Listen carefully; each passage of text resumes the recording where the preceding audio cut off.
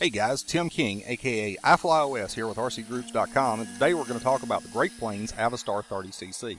This is a giant scale model featuring a wingspan of 90.5 inches, a length of 77.25 inches, and it weighs between 16.5 and 17.5 pounds when you're finished with it. Minimum of 4 channels for the transmitter, and the receiver also needs to be a minimum of 4 channels. Obviously you'll need more if you choose to use the optional flaps, and you can also add water rudders if you add the float set. This one is a 7-channel airplane featuring dual servos for the elevator and then 1 servo on each aileron as well as 1 servo on each flap. I came in exactly at 16.5 pounds with the Rimfire 160 motor, a 60 amp ESC, and 2 5S 5000 batteries for 10S setup. Absolutely amazing power. It climbs hard, comes off the ground very quickly, and I never felt like I lacked for speed in any maneuver that I tried. You can fly big round loops with it, nice and open. It's got great vertical, perfect for pulling off stall turns at the end of the field and just generally horsing the plane around.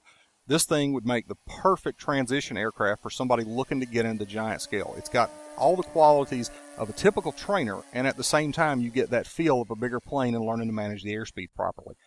It's not going to bite you. It's not going to do anything that you don't want it to. Stalls are gentle. It brakes straight ahead, which is a very nice feature. And it also instills confidence when it comes time to land. It's not going to snap out on you and make you worry about whether or not you're going to end up with a pile of sticks at the end of the day. Speaking of landing, this thing is super simple to land. You just line up on the runway, pull the throttle off, and manage your airspeed with the elevator, and you can 3-point it in just about every single time.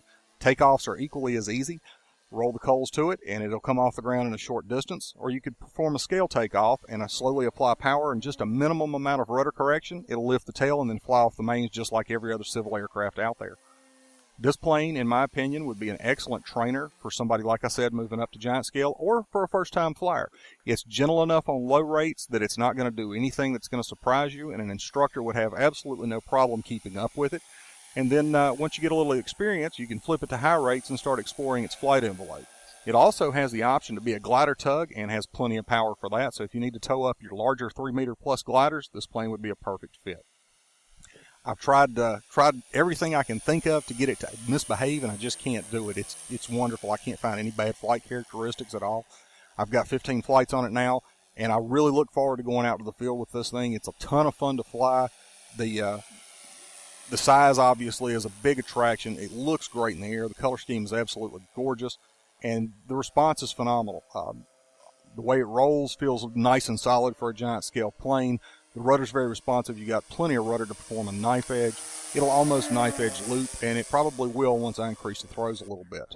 All in all, this is a plane you cannot go wrong with, and I would highly recommend that if you're in the market for something larger, take a look at the Great Planes Avistar 30cc.